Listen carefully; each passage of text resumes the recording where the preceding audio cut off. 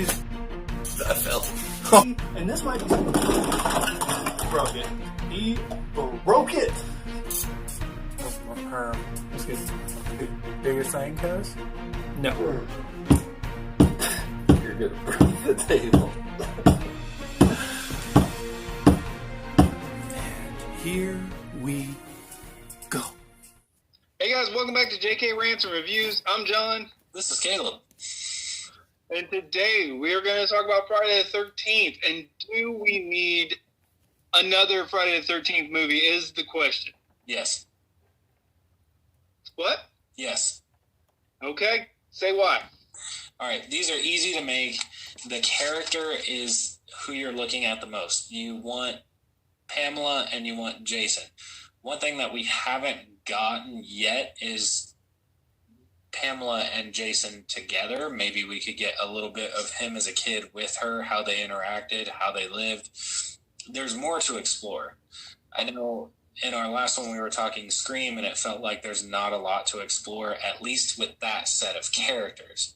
With this, there's a lot that got left open. And then you get the later sequels where they start opening up more lore. Like with 7, we have somebody who's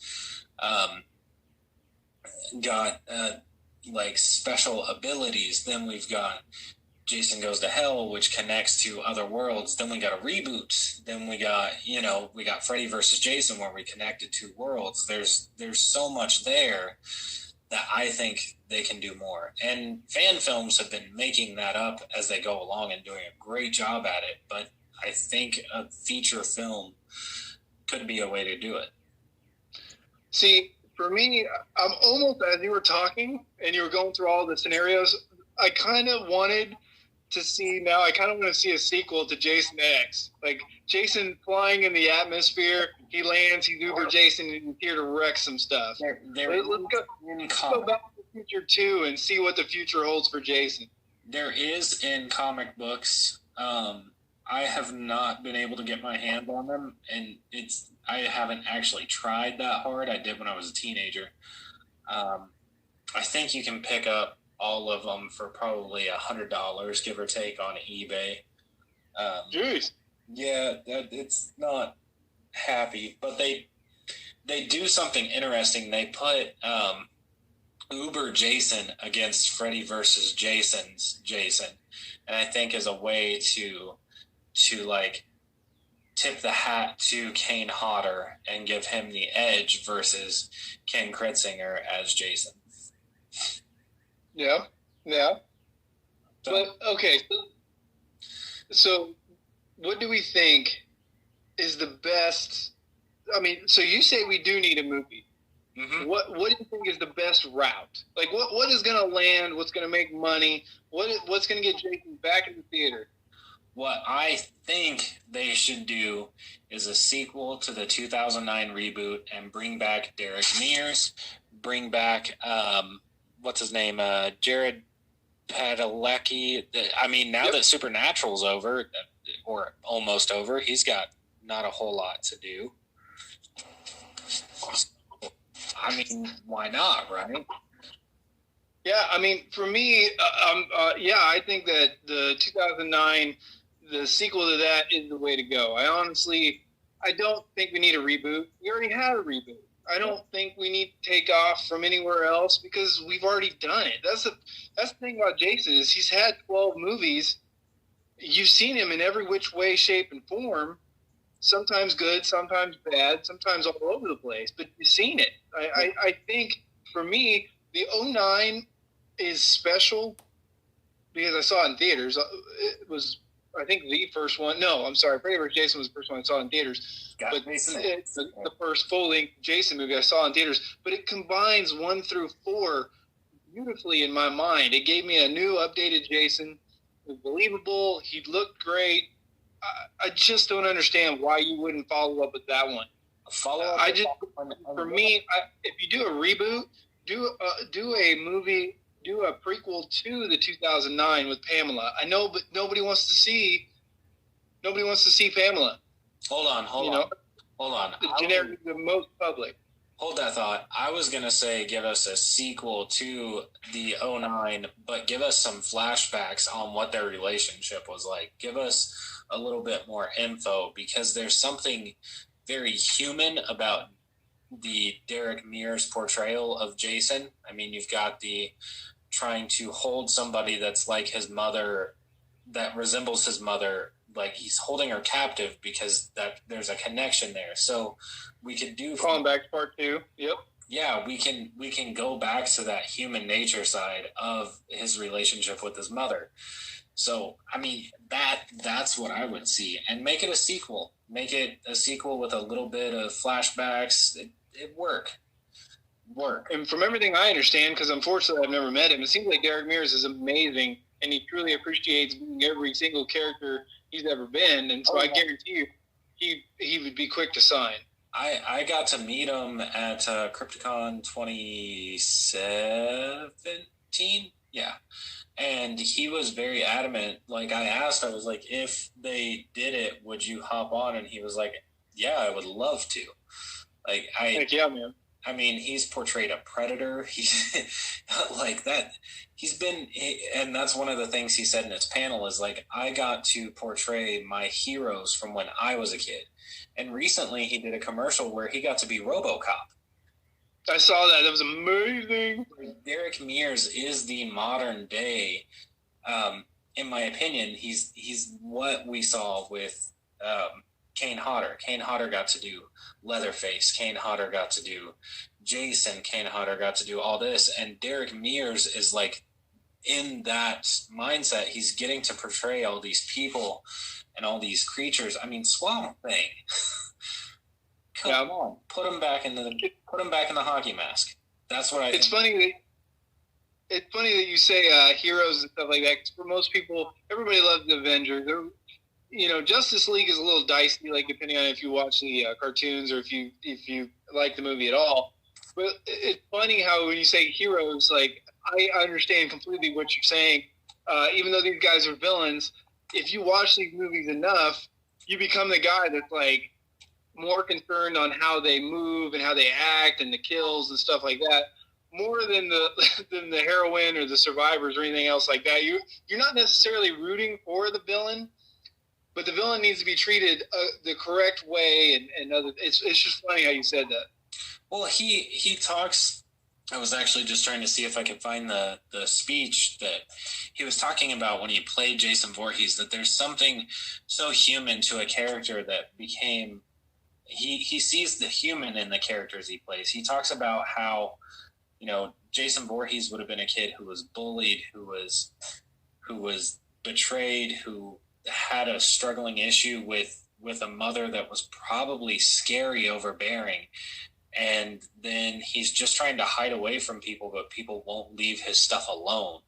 And the way he talks about portraying a character like that, it shows that he really he cares about the source of the character. He's not just gonna walk in and put the hockey mask on and just be like, okay, that's another movie, that's a wrap.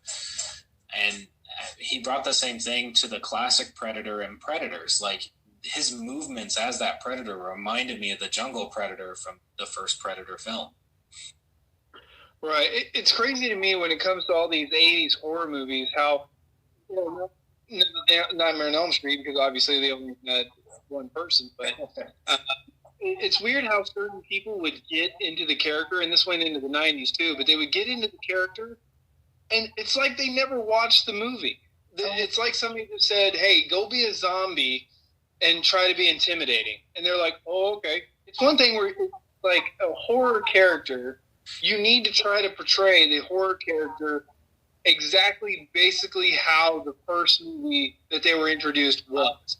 I can say two characters that change movie to movie, that it's just very, very, and their character's not supposed to change that much, but Michael Myers and Leatherface.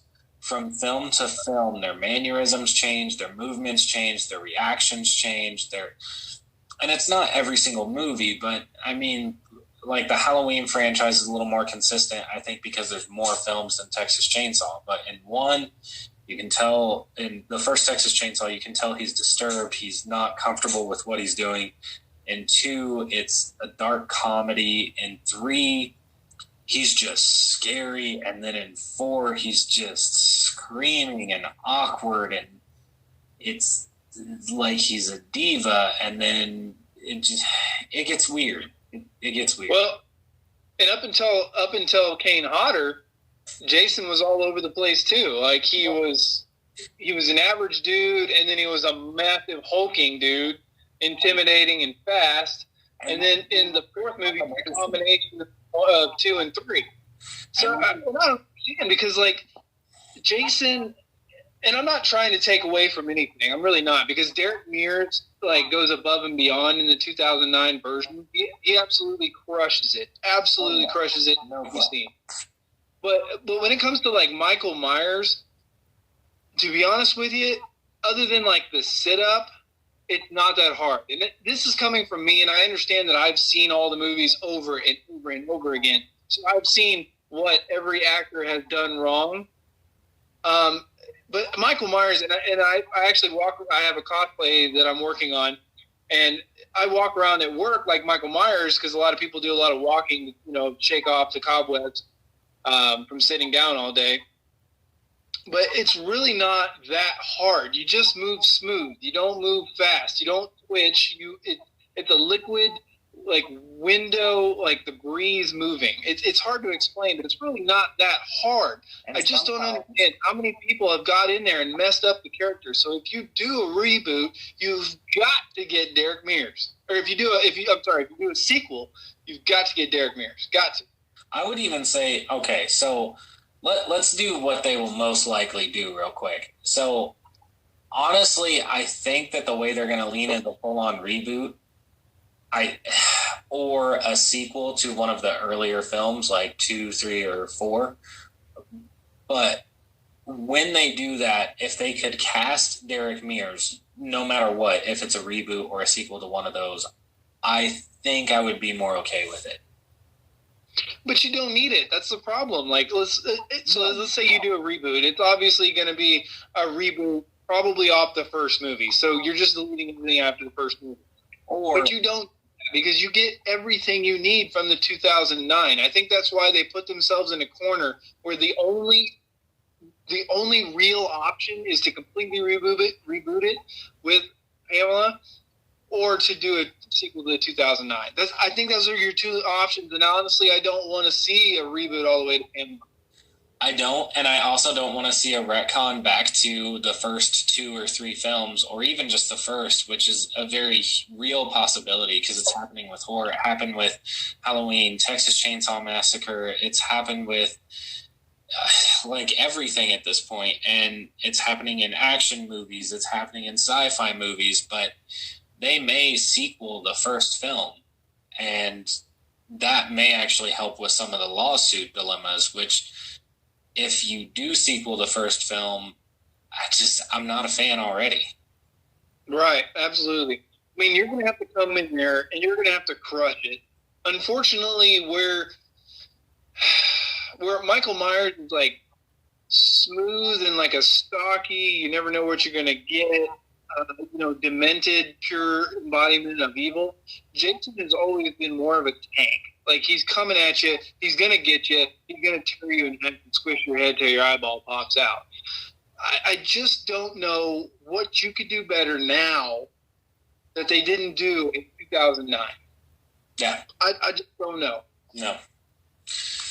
So, anyway, guys, make sure and comment down below. Let us know what you think. If we missed something, if you think that a reboot's the best option, if you think a sequel or a pickup of somewhere in between in the middle of the franchise. But let's be realistic. Let's talk about box office dollars, continuing the series to make money, and building another new franchise. What do you guys think? Make sure and like, comment, subscribe, and hit that notification bell so you can get some more R&R. Until next time, JK out. I recommend doing a reboot of Part 8 with Kane Hodder. You would. That's right. Leave that up to the fans, man. The fans are crushing it. Leave that up to the fan. I would rather see a fan film where a fan puts in their time, hard work, and effort. I would rather see it from a fan. I'm so impressed on what the fans are doing. Give it to the fans to do fun stuff. Hey, I have a dream.